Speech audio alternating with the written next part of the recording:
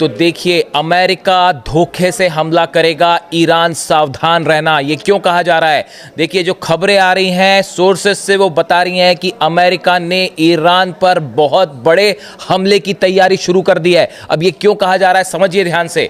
देखिए, पिछले 2 दिन में ये खबरें आई, डोनाल्ड ट्रंप ने कहा कि ईरान ने फांसी रोक दी है और इस तरह की भी बात की। उन्होंने ईरान के नेताओं की तारीफ भी की, लीडरशिप की कि आपने 800 लोगों की फांसी रोकी, और इस तरह के संकेत आए कि युद्ध फिलहाल रुक गया है, युद्ध टल गया है। लेकिन हकीकत यह है, अमेरिका बहुत बड़े हमले की तैयारी में है ईरान पे। अब देखिए, ऐसा क्यों कहा जा रहा है?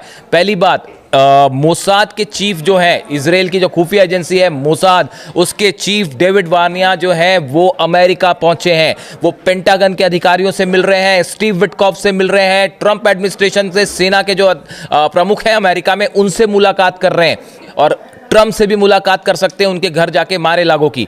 देखिए, मोसाद चीफ जब भी अमेरिका गए हैं, एक बड़ा हमला हुआ है। पिछली बार जब न्यूक्लियर ठिकानों पर ईरान के हमला हुआ, उसके ठीक पहले मोसाद चीफ अमेरिका गए थे। बताया ये भी जाता है कि 1967 में जब अरब देशों पर हमला किया था इजराइल ने, तब भी मोसाद चीफ गए थे। कहने का मतलब ये है, ईरान की इजराइल की तरफ से हमले कैसे होंगे, इसकी रणनीति तैयार करने का काम हमेशा मोसाद करता है, मोसाद चीफ की तरफ से होता है। और वो गए हैं अमेरिका। अमेरिका के अधिकारियों के साथ बैठक हो रही है, पेंटागन के साथ बैठक हो रही है। पहली बात तो ये डिस्कस हो रही है कि पिछली बार हमले का प्लान फेल कैसे हो गया। जो स्ट्राइक की बात थी, देखिए, अरब देशों ने जो है वो हमला करने से रोक दिया ट्रंप को।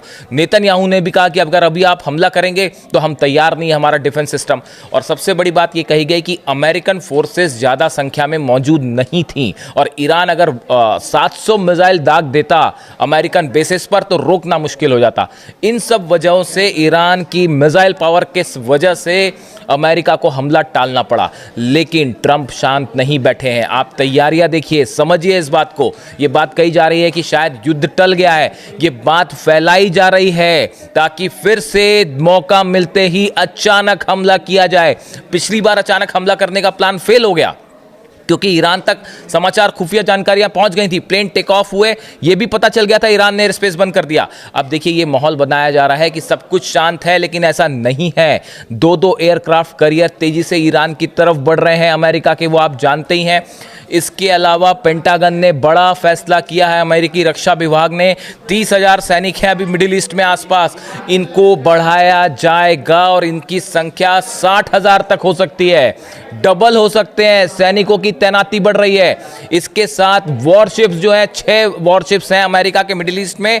इसके अलावा 5 से 6 वॉरशिप्स और भेजे जा रहे हैं।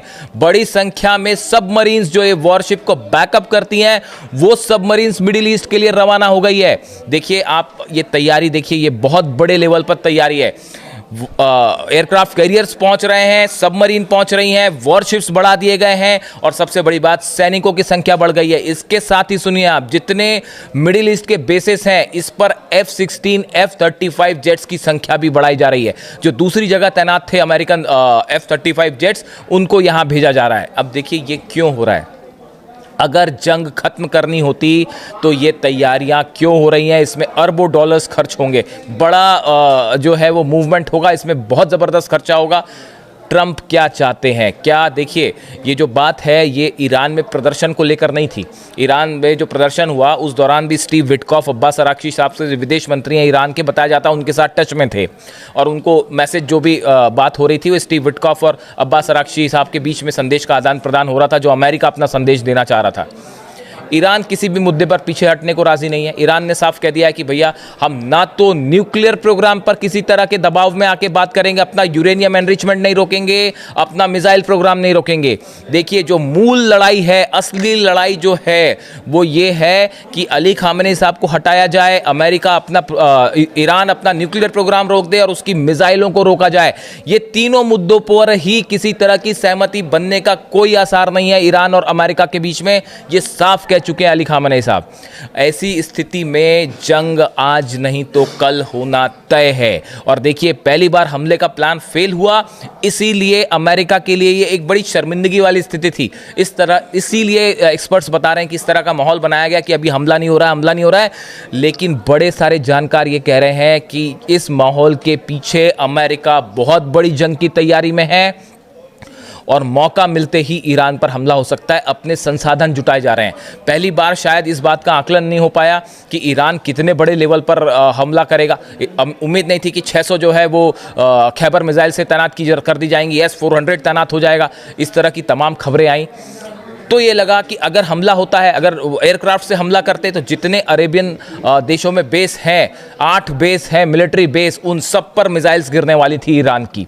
ये वजह था कि अरब देशों ने समर्थन नहीं किया। अब देखिए, इस सूरत में ये कहा जाता है एक बड़ा मूवमेंट हो रहा है। अमेरिका ने अपने मिसाइल डिफेंस सिस्टम एक्टिवेट करने शुरू किए हैं कि अगर मान लीजिए सऊदी का बेस का इस्तेमाल होता है, या यूएई या कतर या जॉर्डन या बहरीन के एयर बेस से प्लेन उड़ान भरते हैं हमले के लिए, तो इस सूरत में अगर इन देशों पर हमला हुआ तो कैसे मिसाइल डिफेंस सिस्टम से ईरान की मिसाइल्स को रोका जाए, इसके लिए बड़ी प्लानिंग हो रही है। कैसे जो है समंदर में एयर डिफेंस सिस्टम्स लगाए जाए ताकि इन मिसाइल्स को रोका जाए, इसके लिए टाइम चाहिए था, ये अचानक नहीं हो सकता था। और इसीलिए ये टाइम जो है वो बाय किया जा रहा है अमेरिका की तरफ से कि डिले की गई चीज़ों को, हमले को डिले किया गया ईरान के डर की वजह से।